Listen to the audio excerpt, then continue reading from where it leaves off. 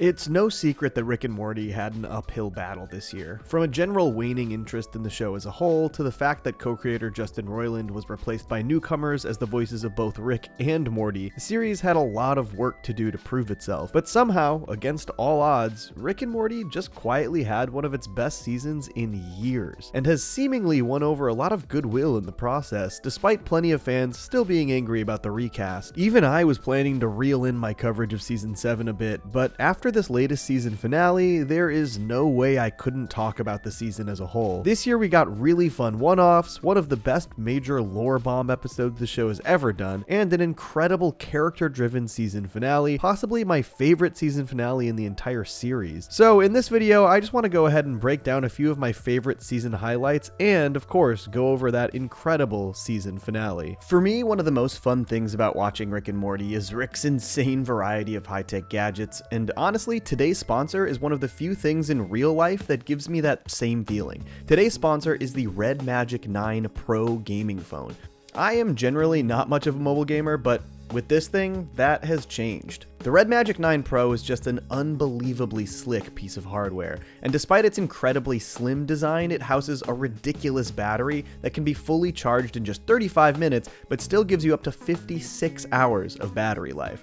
And this thing is powerful, with its Snapdragon 8 Gen 3 chip delivering an unparalleled mobile gaming experience. It's hard to believe they fit all of this stuff on this tiny device. Look how small this is. I think my favorite feature are these shoulder buttons, which gives you a huge advantage over anyone who plays on a typical smartphone, though they definitely make the biggest difference if you're a first-person shooter gamer. But this will run all of your favorite modern mobile classics so smoothly. Play Fortnite from anywhere you want with the best mobile experience you can hope for, Minecraft from the comfort of your bed. It looks great, in no small part because of the absolutely gorgeous screen. I've been playing through Ace Attorney on this thing, which just looks incredible on this BOE Q9 Plus full flat FHD Plus screen. Wow, that is a mouthful, but I mean, look at this thing, it's worth it.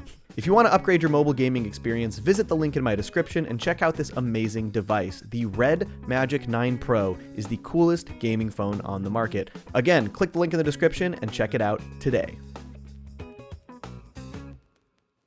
So obviously I really only made 2 Rick and Morty videos over this season, one covering the premiere, primarily to talk about the new voice actors, and another covering episode 5, Unmort Rickin', which was obviously just a massive lore bomb of an episode. But after a full season without Justin Roiland, how do I feel about those new performances? Well, I honestly still think that Ian Cardoni and Harry Belden are both doing an excellent job, and improved more and more as the season went on, especially once we got to the episodes that likely had not done any animation work before the voice replacements happened. For at least the first half of the season, Cardoni and Belden had to dub over the existing performances from Roiland, which gives them a lot less flexibility in their delivery. It's a really tough job to come in and just try to perfectly replicate an existing performance. But as the season went on, I honestly stopped thinking about the fact that we had new voice actors at all. I fully believed them as these characters, especially in this season finale. They both are just spot on in that one. I can't wait to see how they continue to grow into the roles over the next few seasons.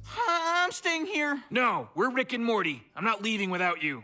I'm not going to pretend like every episode this season was a banger, but damn did they have some serious high points, especially right in the middle of the season with an amazing 3-episode stretch. That's Amorte, Unmort Rickin', and Rick Fending Your Mort. Who's ready for Rick's famous spaghetti?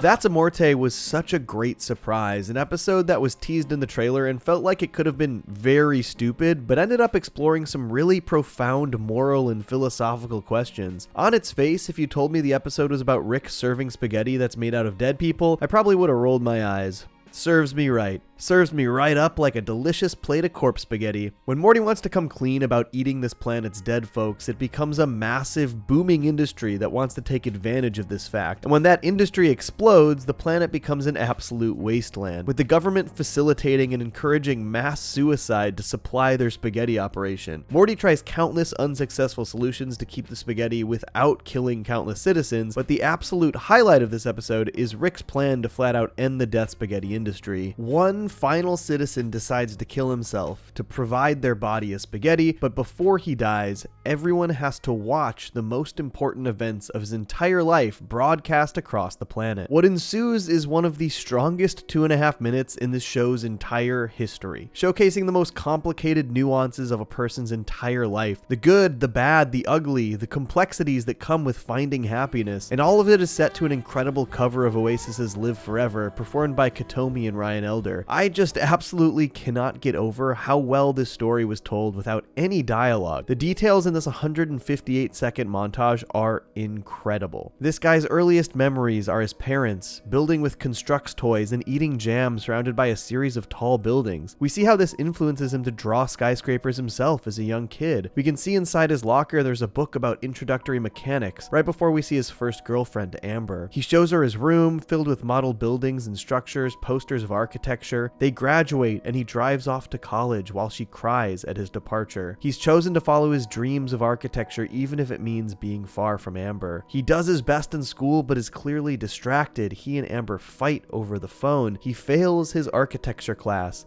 He spirals. He gets drunk. He cheats on her. He comes clean over the phone and she is devastated and she breaks up with him. He goes home to try and make amends. She slams the door in his face. He moves back in with his parents until he loses them. He finds his old drawings of those buildings and his old constructs, which inspires him to create something better. He becomes wildly successful and eventually finds Amber again on social media. The pair catch up.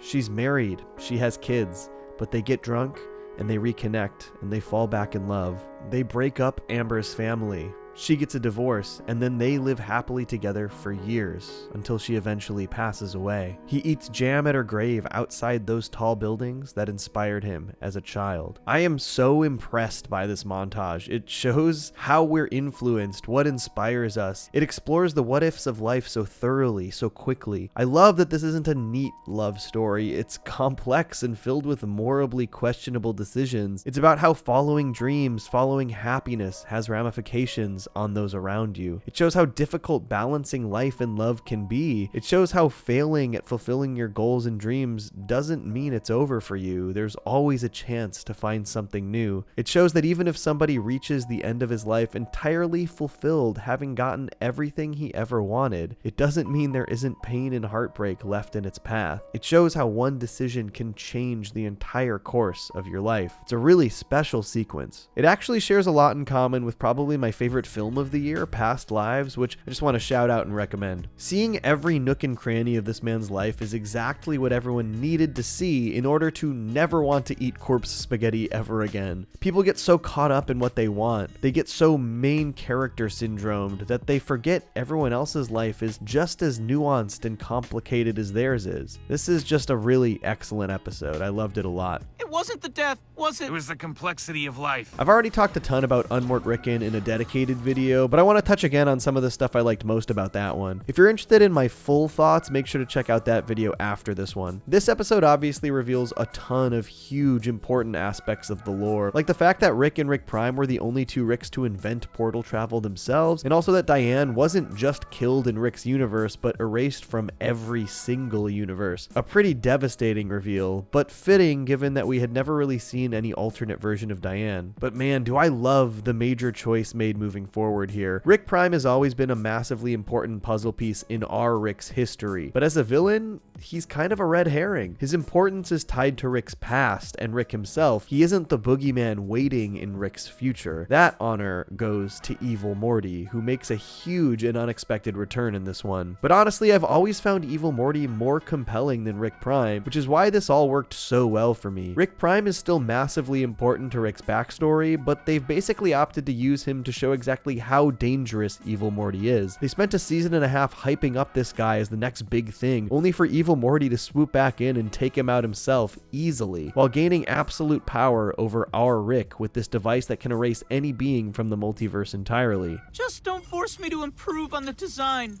I can end the Rick experiment anytime I want. And in the process, gives our Rick what he thinks he wants, revenge on Rick Prime, only for him to immediately enter a complete existential crisis. Finding Prime was his entire motivation, his entire purpose, and now he's going to have to find something else to live for. How's it feel? Better? No? exactly the same.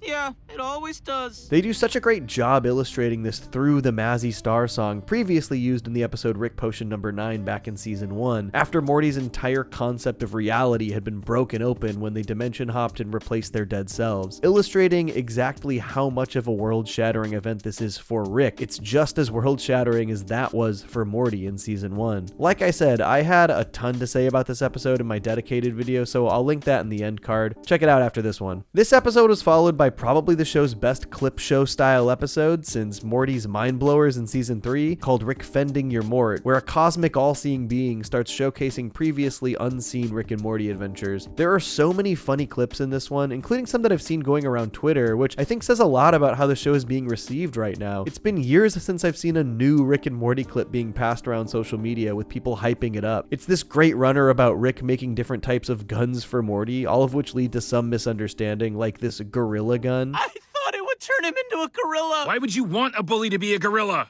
It was a gun that kills gorillas. There isn't a ton to analyze with this episode. I was just really grateful we got another one of these sketch-style clip shows and that it was so damn funny. Plus, they gave BoJack Horseman a shout-out in the tag. Nice! Free churro! But man, the season finale, Fear No Mort, is without a doubt the best of the season and easily one of the best episodes in years. It's probably in my top 10 favorite episodes all time. Let's dive into that one after this short break. Hey folks, thanks as always for watching the video. If you're a fan of the channel, please check out my Patreon. It's the best way to support me directly, and I've got some big plans for exclusive content, including BoJack episode commentaries. Also, feel free to follow me on social media, particularly Letterboxd, which is the only good social media platform. Thanks. Let me know when you want your check, and if you're here for the hole, it's in the men's bathroom. The what now? Oh? The fear hole, men's bathroom. This entire episode takes place inside this fear hole, which is such a great concept, basically forcing the entrant to confront their deepest fears, ones they might not even be fully aware of before they can leave. But the way the episode plays out is just a masterclass in misdirection, making you question whether or not we're dealing with Rick's or Morty's fears. The big what the fuck moment is when Diane appears out of the portal, giving us seemingly our first proper appearance of the character. Though Rick and Morty both obviously assume they're still in the fear hole. The majority of the episode focuses on Rick reconnecting with Diane. I always wished I knew what they were saying. Your master's thesis, non-human intelligence. When did you read that? After you were gone. And damn, do these sequences really tug at the heartstrings. Diane barely trusts Rick at first, but he slowly wins her over, and their drunken night out is just such a genuinely cute date. I love it a lot. You really understand why Rick falls entirely into this false world without looking back. Our grandson thinks this is happening because my greatest fear is letting you go. Then don't.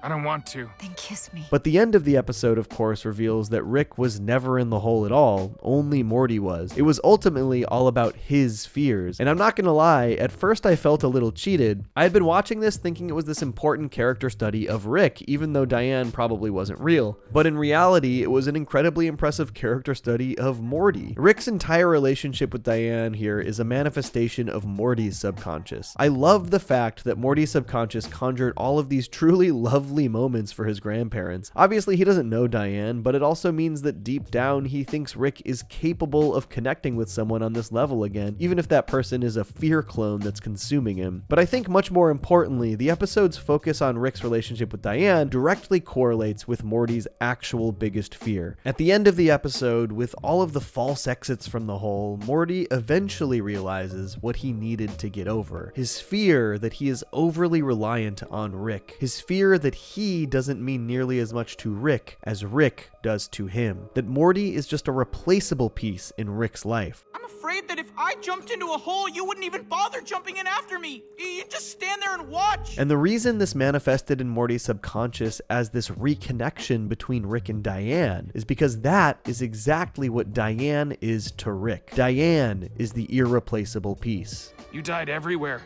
Forever. You're the only thing I can't replace. Okay, Mr. Weepy. Or at least, deep down, this is what Morty believes. But I think the most powerful part of the episode is the ending. Because even though Rick won't say to Morty that he's irreplaceable, seemingly confirming the fear that Morty has now gotten over, Morty may have been wrong. Like Diane was in there. What? Not in a good way.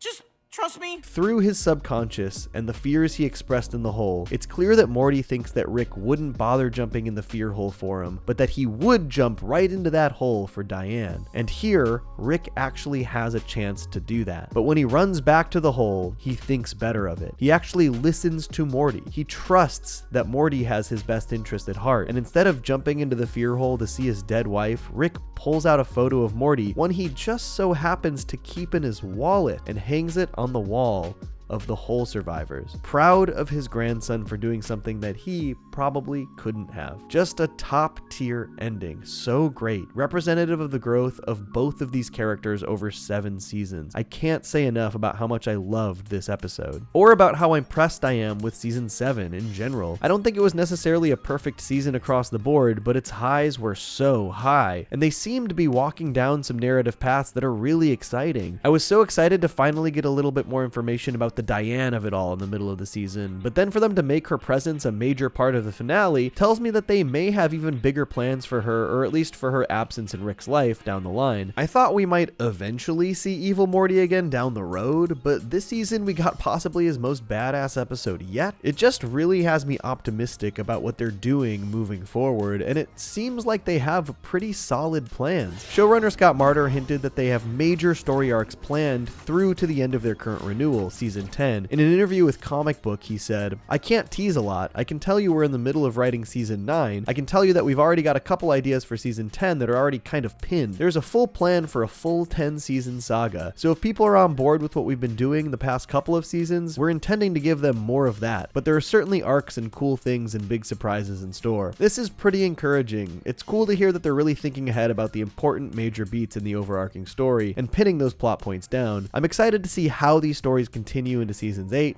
9, 10, and honestly, I'm expecting beyond. I would be surprised if Adult Swim didn't renew the show again after the 10th season, but I guess we'll have to wait and see. But what did you think about not just Rick and Morty's latest finale, but about season 7 as a whole? Is this gonna be a whole thing? No wordplay, Morty. Did you find it as strong as I did? Let me know below in the comments, and I'll catch you next time. Peace. I stay mellow watching Johnny two cellos. He talks cartoons, he's a really cool fellow. He keeps you posted on adult cartoons. If that's what you're into, then grab a spoon and a very big bowl of your favorite cereal. Feels like Saturday morning cartoon material. Johnny two cellos, watch him on YouTube. Now enjoy this groove and bust a move.